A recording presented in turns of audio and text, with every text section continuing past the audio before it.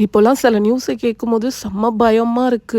வாழ்க்கையில எதுவுமே நிரந்தரம் கிடையாது. இன்னைக்கு இருக்கிறவங்க நாளைக்கு இருக்க மாட்றாங்க. எப்ப வேணா என்ன வேணா நடக்கலாம். லைஃப் இஸ் அன்பிரெடிக்டபிள்ன்றது சும்மாவா சொன்னாங்க. ஸோ நான் இன்னையிலேருந்து என்ன முடிவு பண்ணியிருக்கேன்னா, இருக்கிற வாழ்க்கைய செம்ம ஜாலியா ஒரு ஒரு நிமிஷத்தையும், ஒரு ஒரு செகண்டையும் ரொம்ப ஜாலியா என்ஜாய் பண்ணணும். எத பத்தியும் கவலைப்படக்கூடாது. நம்மளுக்கு இது வேணும், அது வேணும்னு எதுவுமே நினைக்க வேணாம். நடக்கிறது நடக்கட்டும். அது வழியா நம்ம போயிட்டே இருப்போன்ட்டு ஒவ்வொரு நிமிஷத்தையும் சந்தோஷமா கொண்டாடணும்னு நினைச்சு வச்சிருக்கேங்க. என்னோட மிகப்பெரிய சந்தோஷமே என் கூட இருக்கும்போது வேற என்ன எனக்கு இனிமே வேணும்?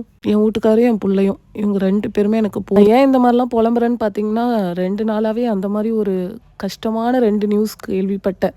நேத்து ஒரு நியூஸு, இன்னைக்கு காலையில ஒரு நியூஸு. கூட கொஞ்சம் உடம்பும் சரியில்ல.